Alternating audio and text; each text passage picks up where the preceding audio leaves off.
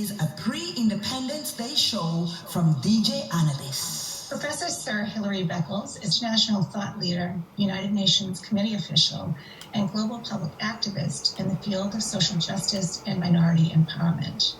He is the 8th Vice Chancellor of the University of the West Indies, Vice President of the International Task Force for the UNESCO Slave Route Project, and a consultant for the UNESCO Cities for Peace Global Program. He is also a director of Sagacor Financial Corporation, PLC, the largest financial company in the region, chairman of the Caribbean Examinations Council, the former chairman of the University of the West Indies Press, chairman of the Caribbean Community Commission on Reparation and Social Justice, president of Universities Caribbean, an editor of the UNESCO General History of Africa series, and a director of the Global Tourism Resilience and Crisis Management Center. He has also performed as an advisor to the UN World Culture Report and advisor to the Secretary General of the United Nations on Sustainable Development.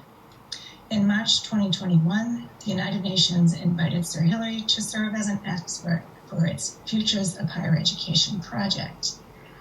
He has lectured extensively in Europe, the Americas, Africa, and Asia, and has published over 100 peer-reviewed essays in scholarly journals, and over 13 books on subjects ranging from Atlantic and Caribbean history, gender relations in the Caribbean, sport development, and popular culture. So in a conference titled Where Do We Go From Here? Revisiting Black-Irish Relations and Responding to a Transnational Moment, you can see exactly why Miriam and I were so keen to have Hilary Beckles join us today. From his groundbreaking book, White Servitude and Black Slavery, 1627 to 1715, published in 1989, to yet another groundbreaking article on the Irish presence in Barbados in the 17th century, published in 1990 in William and Mary Quarterly, A Riotous and Unruly Lot, that looked at Irish indentured servants and freemen in the English West Indies, a topic that he revisits in this 2016 book, The First Black Slave Society, Britain's Barbarity, Time in Barbados, 1636 to 1876. You have produced an amazing body of work. We are so excited to have you here. And to start it off, Miriam wants to pose a question about how you see your work and what it's done for the conversation.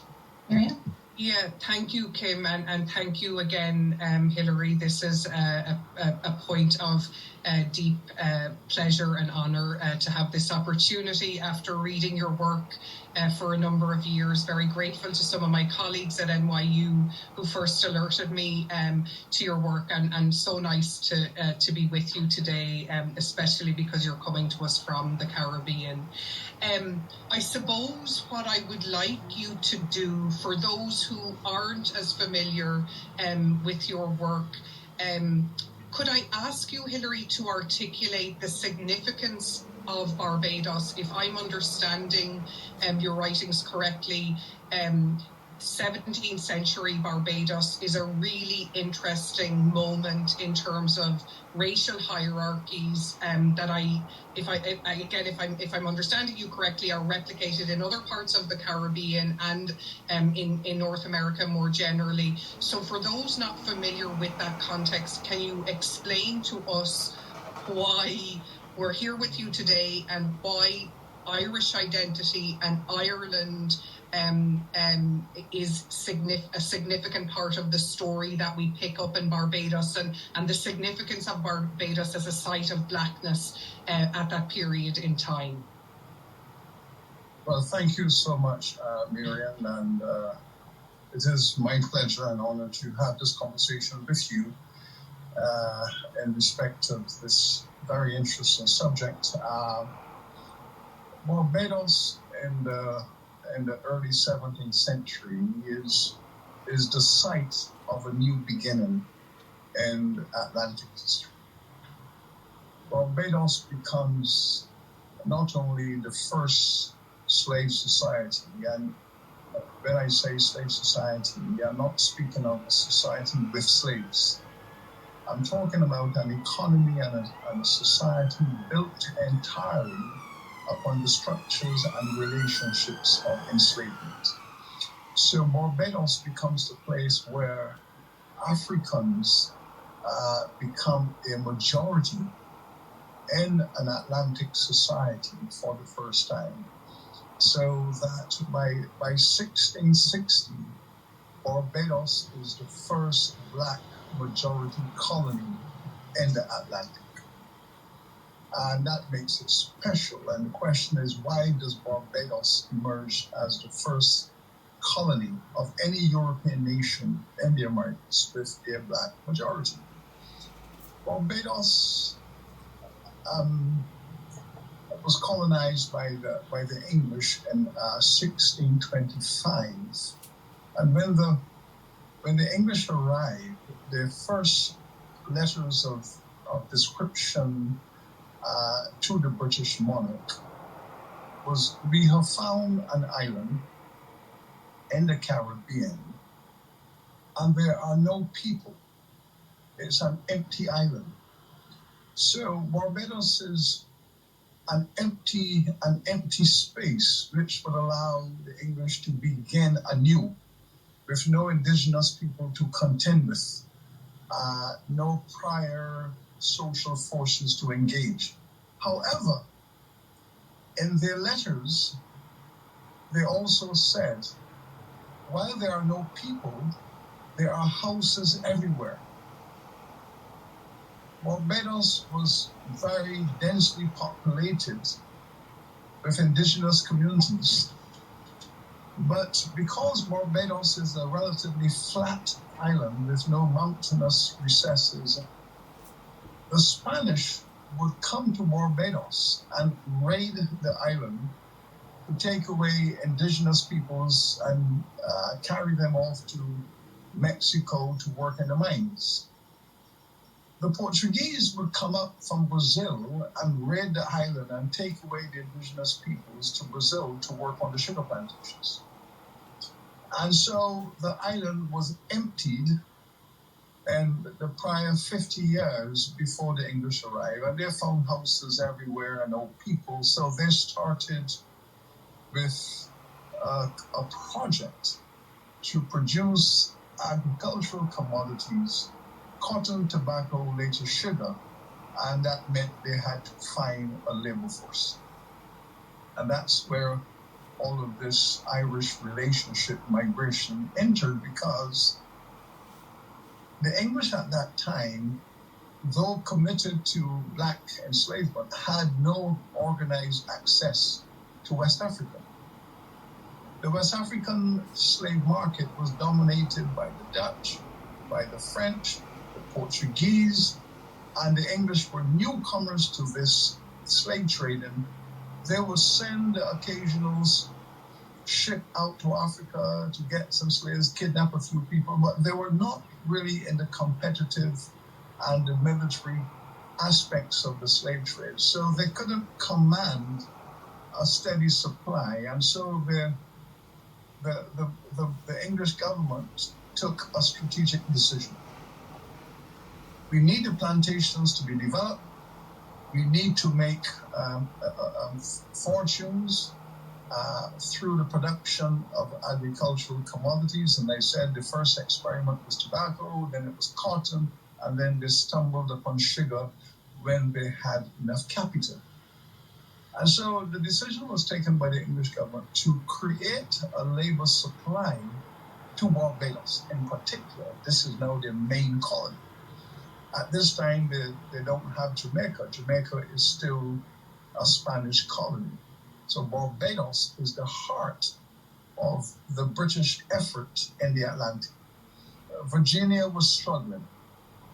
So Barbados erupted as the center of capital investment, of production, and the English government said, listen, we have to create a supply of servile labor, and we are issuing instructions to county sheriffs and mayors and to the judiciary that you empty the prisons and you send them down to Barbados. So the convict labor migration started. They were deported to Barbados on a one-way ticket. They were not allowed to return to the realm. They returned to the realm on the pain of death. So the convicts were sent out. Then, as you know, while this is going on, the English are in a very bloody civil war. And the political prisoners were being sent out to Barbados. And then the Cromwell forces committed the atrocities in Ireland, and within the Irish invasion took the decision that Irish political prisoners were to be sent to Barbados. And therefore, in Ireland, they developed the concept of to be Barbados. And to be Barbados meant that once you fell into the hands of the English military, you were put on a ship in Barbados. And therefore, the defenseless poor, not only political prisoners, but the defenseless poor were just rounded up.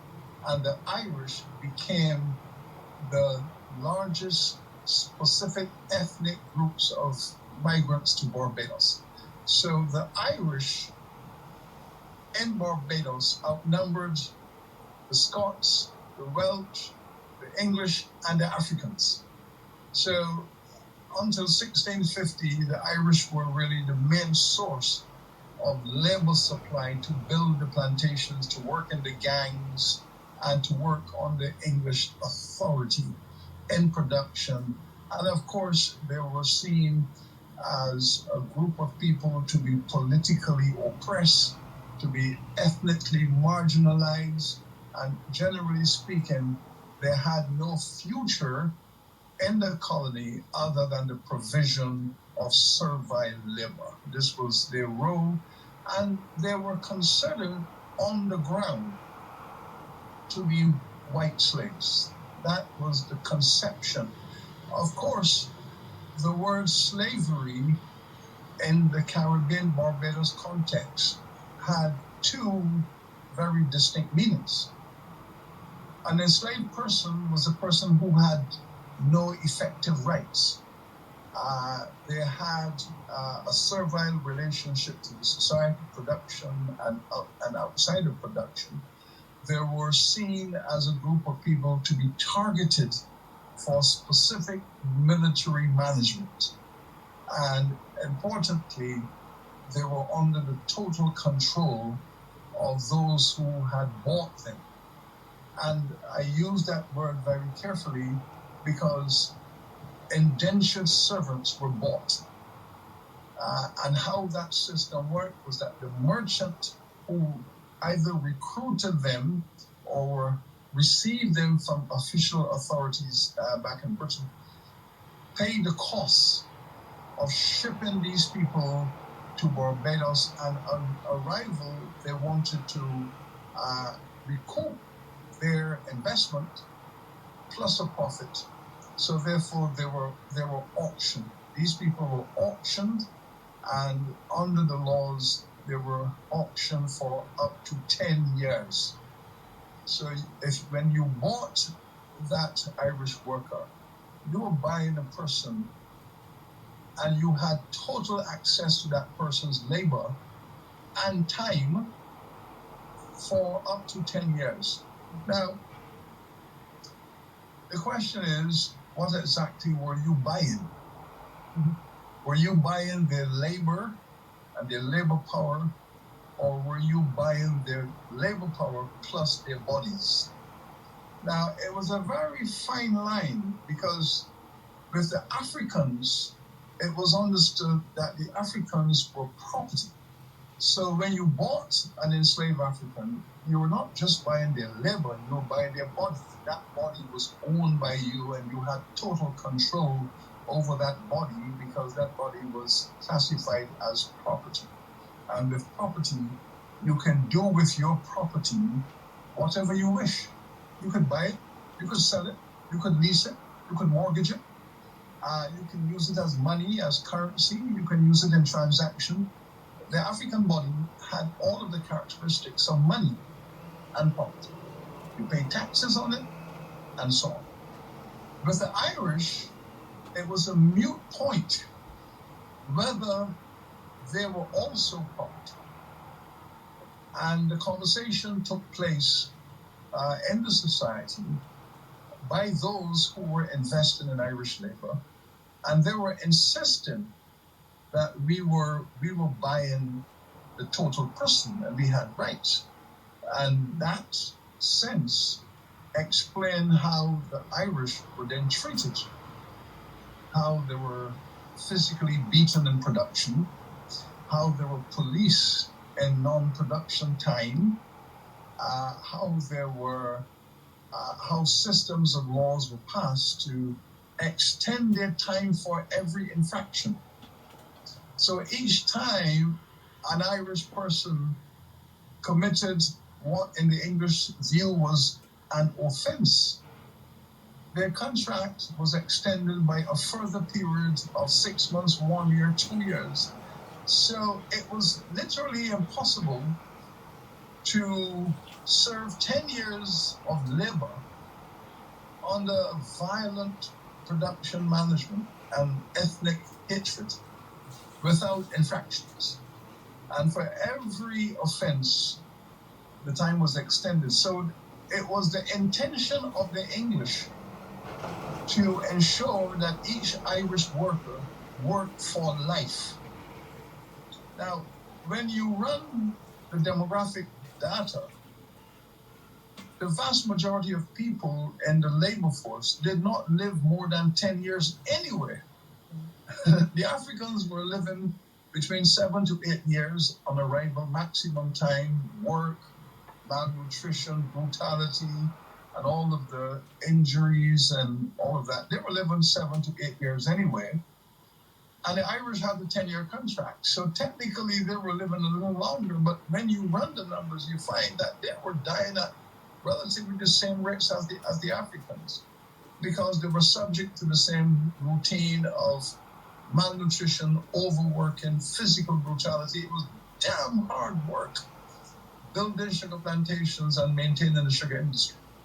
So the English used the language of white slaves.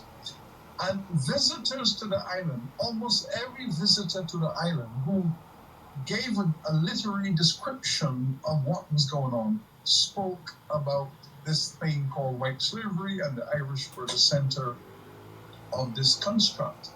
So the language of the time conceptualized the notion of white slavery. The English were clear that they wanted slaves, and they were going to treat them as their own slaves because they were seen as the other. And that's really what happened in Barbados. From Barbados, that structure developed. But a point also of importance is that the Barbadian slave owners, the English in Barbados, were the first to write a comprehensive slave code. 1661 was the slave code that established a constitutional framework for African enslavement.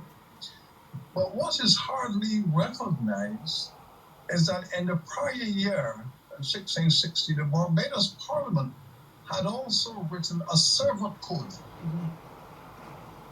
And they were almost identical. And whereas the Irish, blah, blah, blah, are a bloody people and should not be treated under the same laws as the English, and they are separate people, and they're, describing their religious orientation and their language. So the Servant Code of 1660, an act for the good governance of indentured servants, becomes the following year an act for the good governance of Africans. So first, the act for the good governance of the Irish. Secondly, an act for the good governance of the blacks. And that was the common framework. And you change a phrase here and a phrase there, but basically what you're talking about is the the production and social management of two groups of people within the same framework. And of course, the Irish revolted and established a tradition of rebellion, and so did the Africans. So we had two cultures of violent rebellion against the English, and there's an intersection when these two struggles came together. So that's really, and this is unique to Barbados. Barbados, through the Barbados slave owners who became the richest men in the hemisphere, they become the wealthiest men in the hemisphere through the very successful production and exportation of sugar. And the sugar aristocracy moved out of Barbados to Jamaica, and they carried the system to Jamaica. They enticed the Irish to come to Jamaica. They promised the Irish, if you come and work on the sugar plantations and do for us what you did in Barbados, we promise you that at the end of 5 years of hard labor, we will give you an acre of land so you could become a peasant. And thus, all of these colonies began to develop Irish towns. So Jamaica has an Irish town, Montserrat has an Irish town, and Irish towns began to emerge across the English Caribbean, because the English want their labor, but they don't want to live with them. And they've been told, go and have your own community. So we will give you some place in the mountains or somewhere, and you can go and live by yourselves away from us. So Irish town, Jamaica, Montserrat, they literally gave the island of Montserrat to the Irish. They said, we don't trust you, you're Catholic, you're against us Protestants, you're the Anglo-French wars. The Irish were being accused of being traitors, the enemy within, given intelligence information to the French, kept the commitment to the French king, and the English rounded them up and corralled them, very much like how the Americans rounded up the Japanese in the Second World War, rounded them up, put them in a concentration camp. The English rounded up the Irish and deposited them on the island of Montserrat, where they could be effectively controlled and police. So Montserrat becomes the Irish colony, the only Irish colony in the Americas, right there next to the volcano. And there were the children of the volcano. And to this day, there are the Irish descendants and all of the black people who have descended from the Irish interaction. They're all there with their Irish accents, all of the Irish name places surrounding the volcano, because that's the place the English thought that they should go and be corralled and quarantined, right next to the volcano. So that really, in a nutshell, is a broad sketch of what actually happened. Thank you so much for that. I did want to ask, though, this distinction that you brought up earlier between the functional similarity between two different systems of indenture and slavery, in which one is buying the person or the body, in case of slaves, or labor power, right? And to me, I wanted you to say a little bit more about that, because one of the ways in which discussions about the historical development of concepts of race, an idea on which it hinges, the distinctions between, how the differences between the Irish and Blacks, hinges on this question of heritability of that status. And how does that show up in Barbados? Do we see this, your status as an indentured person is not, it doesn't pass on to your descendants, right? But I'm curious the extent to which, if there's no real functional difference in the lived lives of Irish or Africans on Barbados at this time, in terms of the brutality, was there an institutionalization of, for example, rape? If I own the property the body of my property, as it were.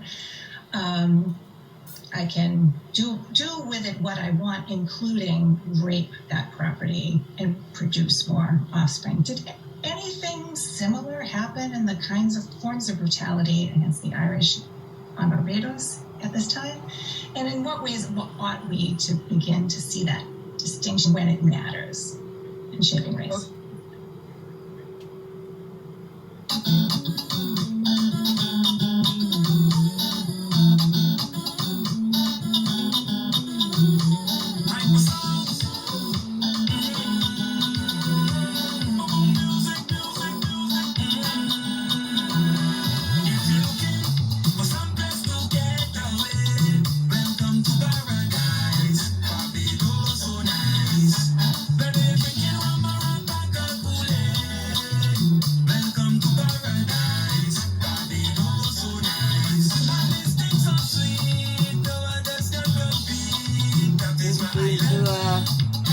Answer the question.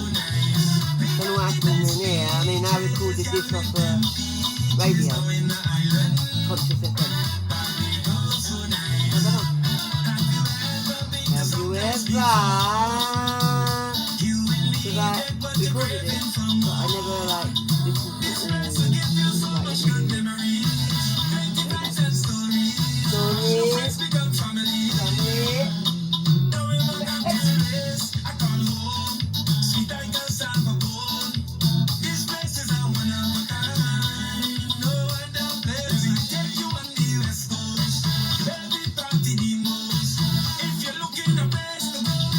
play on to see if they come back to the arse. It might be an interval or something, isn't it? Little thing.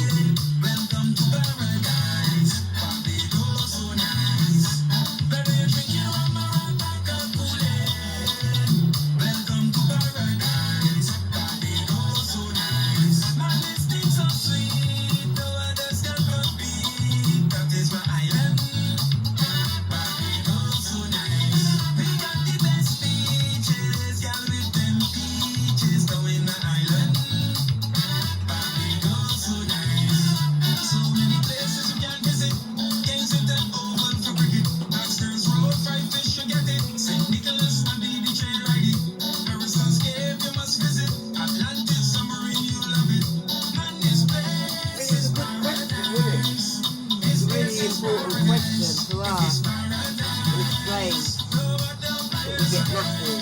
But we think paradise, so nice.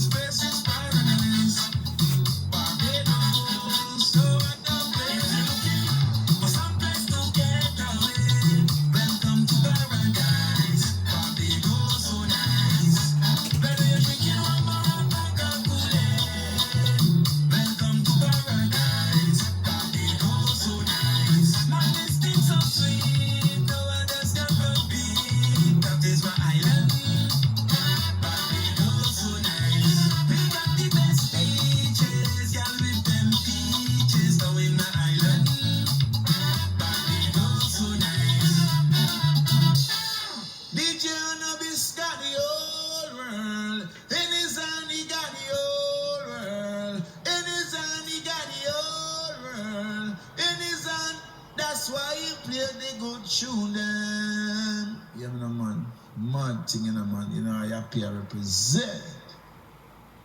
Okay. Nothing. This Friday, next Friday. Next Friday, every Friday.